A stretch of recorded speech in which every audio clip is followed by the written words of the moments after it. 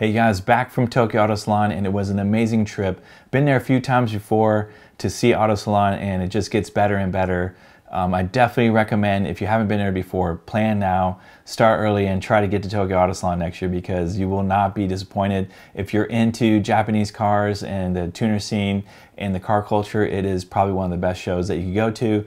SEMA is as amazing as well, but you know it's just not the same. So it's definitely something you want to experience. And you know, I ate a lot of sushi, ate a lot of ramen, ate too much, but I am charged up, ready to go for 2019, and it was definitely a great trip. So I took some images, some stills, and I wanted to share those with you guys. And a friend of mine said, well, can you tell us how you shot Tokyo Auto Salon, because you know they could see some of the challenges there. And you know, I said, all right, let me make this video to show you guys. And one of the things that you got to keep in mind is that there was over 330,000 people there at Tokyo Auto Salon. SEMA, you know, is a big show. It's packed, but it's not. It's more for industry people. Where Auto Salon is open to the public, and there's over 9 million, you know, residents in Tokyo. And so the show is just absolutely packed. And when you're walking through the show, it kind of feels like you're in a sardine can. There is really not much room to walk around. So it's like, how do you get these shots, and how do you know, shoot the cars and shoot everything? And sometimes it's pretty challenging. So the first thing I recommend, and it is a little bit more on the difficult side, is if you can get a media pass or a press pass.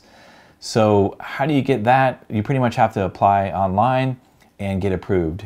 And they're going to approve people that have like a big social media presence, or if you work for a company like a magazine, or if you're shooting for like a car manufacturer, wheel manufacturer, something like that, that you know that you're shooting for people in the industry.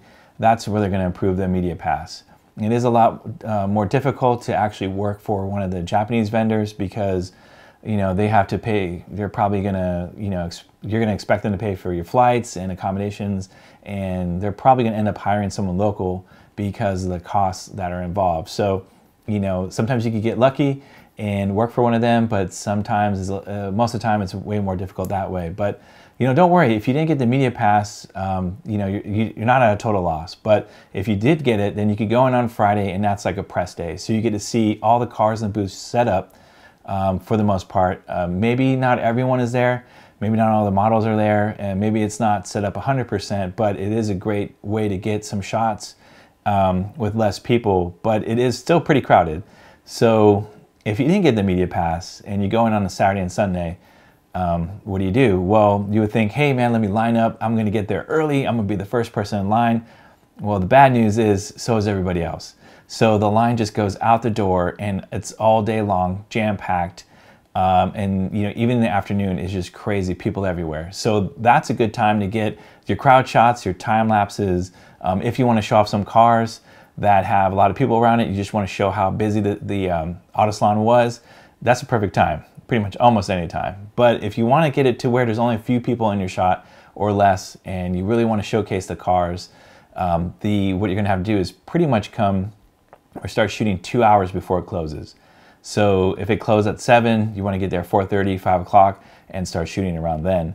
So, you know, what do? The rest of the day, kind of just take some notes and see the cars that you want, pick out your favorites and the stuff you want to shoot, and so that you could go back later near when it's closing time and knock those out.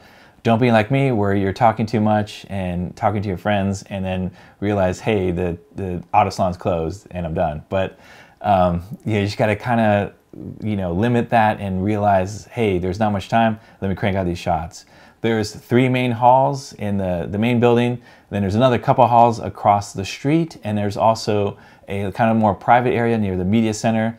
This time they had like rally cars and everything in there. So you know, the first time I went there, I thought that it was just the first 3 halls and that was it. But then, you know, checking out the map and everything and talking to people, there's way more to see. So it is a really big show.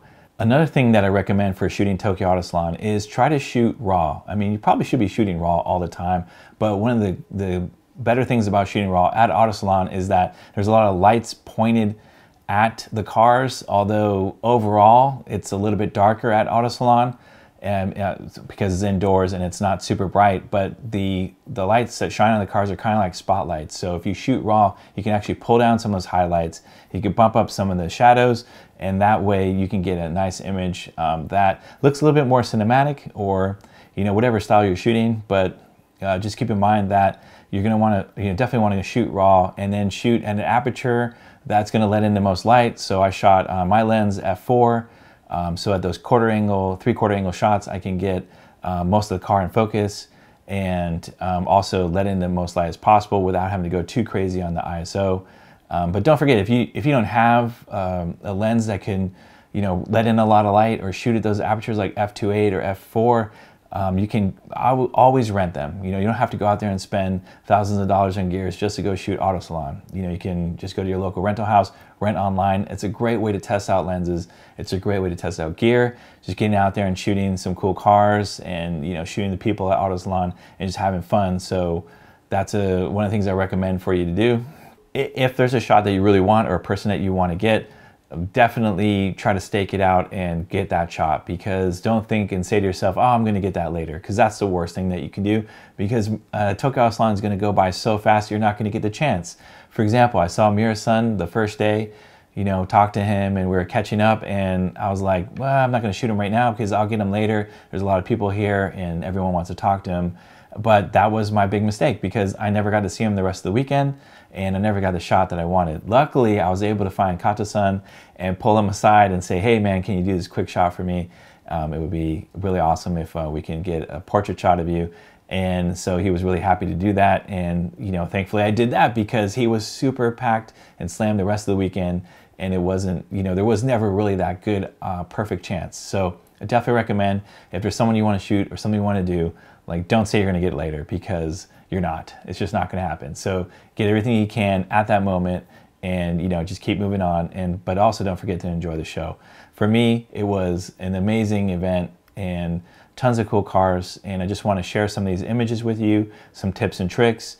If you guys have any questions, you want to see some other videos, let me know. We're going to be posting up more vlogs and more events and everything like that. And we're going to talk more about Terminal 5. So that's the MX-5 that went to SEMA. And we're going to go over that. It's actually doing some media stuff over in Los Angeles, so I'm really excited to get that back home and really do a walk around and tell you guys more about that car. So if you like the ND, I think you'll really enjoy this car. We might even change up the livery and do some videos on that, so stay tuned for that. So please like, comment, and subscribe. I read every comment. Thanks for watching.